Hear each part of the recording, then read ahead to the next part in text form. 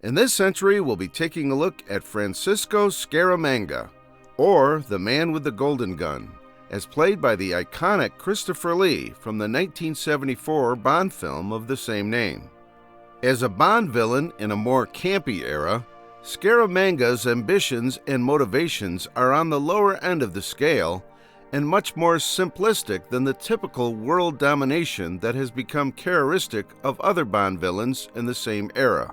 But while he is less disturbing than his counterparts, he is still disturbing nonetheless. Except for a select few companions, he lives as a recluse alone on an island in Asia, which immediately implies somewhat of an antisocial personality.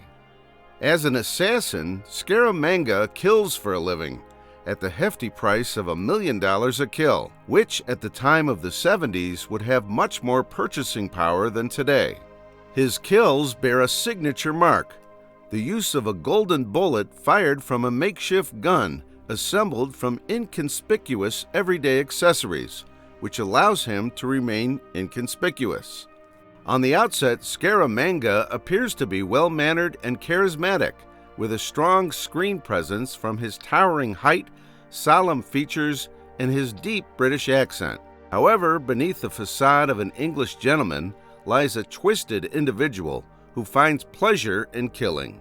Much of this deviousness has its origin in his childhood. Scaramanga was a British national born in a traveling circus, with his Cuban father being the ringmaster and his English mother a snake charmer. Being brought up in a circus, the young Scaramanga had two inclinations, a fondness for animals and a penchant for guns. His marksmanship skills began with him becoming a stage pistol marksman as a boy before the age of 15. He recounts to Bond that at the time, his only real friend was an African bull elephant, which suggests a lack of social development or a disdain for people. Maybe in some measure, this social exclusion could be partially due to his unusual body feature, his superfluous papilla, which would undoubtedly be the cause of much ridicule if it ever was publicly seen. It's unfortunate and cruel, but as we see in real life, a person's status can be defined by others by an abnormal physical trait. The pivotal point of Scaramanga's life occurs when one day the elephant's handler mistreated the animal and shot it through the eye. It's noticeable from the way that Scaramanga tells the story that the elephant must have meant a great deal to him, as he is so caught up in his emotions that it gives Bond an opening to sneak away the Solex device. In retaliation for the death of his animal friend, Scaramanga resorts to a literal eye for an eye and empties his stage pistol into his. Perhaps it was all in the heat of the moment, but the fact that Scaramanga would have such violent tendencies at such a young age is a testament to his wayward development. In that moment, Scaramanga samples a taste of killing, and he realizes that he likes it more than animals. This nefarious passion becomes the driving force of his life. As an adult, there is no indication of Scaramanga's former love of animals. Being located in a remote island in Asia, he could easily have his own private zoo if he wishes, but instead he has a wide collection of firearms and spends his time dueling assassins. But more on that later. After the incident with the elephant's handler, it appears that Scaramanga left the circus and became an international assassin for hire at 15 years old. While it may be possible, it's unlikely that his profession of being a hitman would allow for much meaningful social interaction over the years. Rather, it's probable that he spent much of his life ostracized from society and always on the run.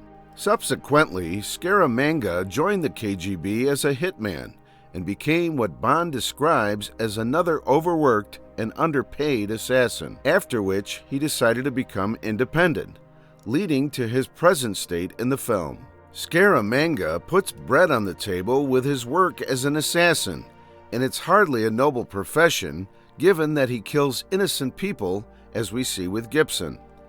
Perhaps if he was targeting threats to society, his choice of career would be more reasonable. But what's worse is that beyond killing people for a living, He does it for sport, simply because he enjoys it, as previously mentioned. From a practical standpoint, he is financially rich enough that he wouldn't need to work again, and well able to spend the rest of his days in luxury on his private island. However, boredom would soon creep in, and Scaramanga would need to find something else to live for. To keep himself in the thrill of the chase, Scaramanga would invite assassins to his island and pay them handsomely if they are able to defeat him in combat.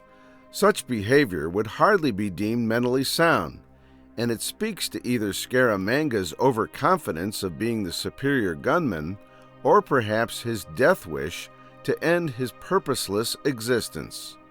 Despite his wealth, Scaramanga is still driven by greed. After killing High Fudd to get his hands on the Solex agitator, he plans to sell to the highest bidder. Perhaps his obsession with wealth is a byproduct of his past, where he likely would have faced financial struggles from being on his own since he was 15, and from being underpaid in the KGB. As an adult, we find that Scaramanga's lack of social relations has remained. The two people closest to him, namely Knick-Knack and Miss Anders, can hardly be deemed friends, let alone family. His relationship with them appears to be either transactional or manipulative. Scaramanga appears casually friendly with Knick-Knack, his butler and right-hand man. But theirs is an odd relationship, and surely it cannot be too deep, given that Knick-Knack has incentive to have Scaramanga killed, with him inheriting the island if one of his hired assassins prevail.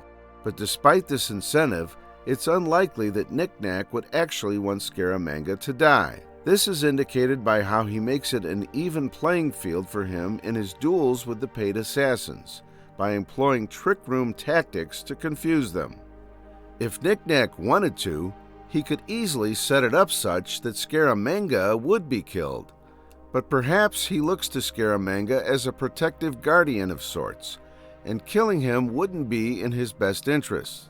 Apart from Knick-Knack, the second and only other social relation that Scaramanga has in the film is with Miss Anders, but this relationship is again hardly a meaningful one. Scaramanga only uses her as an outlet before his assassinations, as according to her, it improves his aim. It's a one-sided relationship given how much she hates him and wants to get away from him.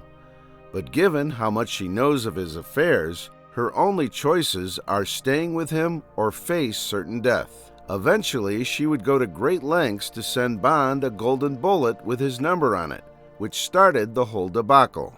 After he kills her for betrayal, saying that no mistress can serve two masters, Scaramanga simply comments on her replaceability and on the gratification he received from the difficulty of the killing shot.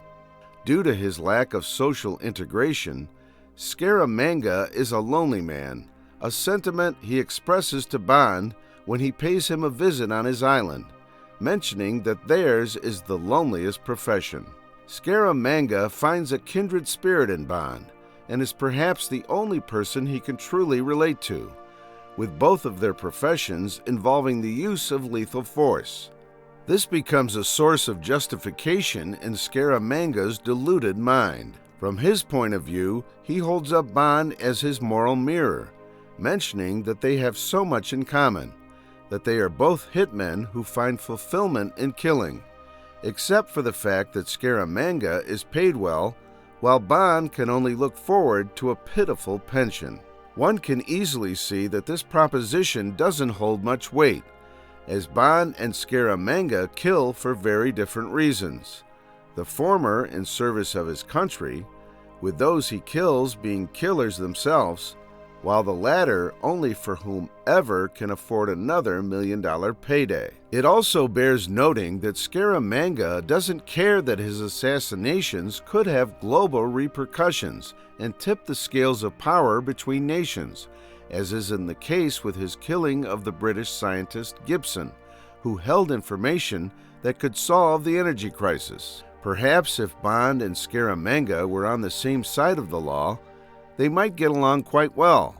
But Scaramanga's endearment to Bond isn't just based on their common ground, it also arises from his respect for Bond as a worthy opponent, with the outward indication of this being the wax statue of Bond in his trick room. While Scaramanga respects Bond, ultimately his pride and his need to win would ultimately prevail.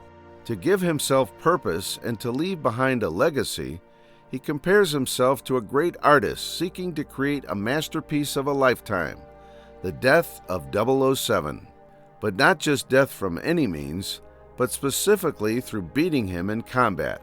As Scaramanga mentions, he could have shot Bond's plane down when he arrived, but his need for a challenge stayed his hand. Before the start of the duel, Scaramanga appears to be overconfident, being comfortable enough to enter the duel with just his golden gun, which can hold only one bullet, while Bond has 8 in his clip. But despite all his talk, Scaramanga doesn't play by the rules and cheats by taking more than the specified 20 paces to run into his trick room for an advantage. It's been said that a good death is its own reward. Unfortunately, Scaramanga is deprived of such an end, and his death ranks among one of the most embarrassing among the entire roster of Bond villains. However, he still remains one of the franchise's most memorable characters, with his magnetic charisma, his dominating screen presence, and the novelty of his weapon. So what do you think of Francisco Scaramanga from The Man with the Golden Gun, folks? Let me know in the comments below. Thanks for watching, and take care.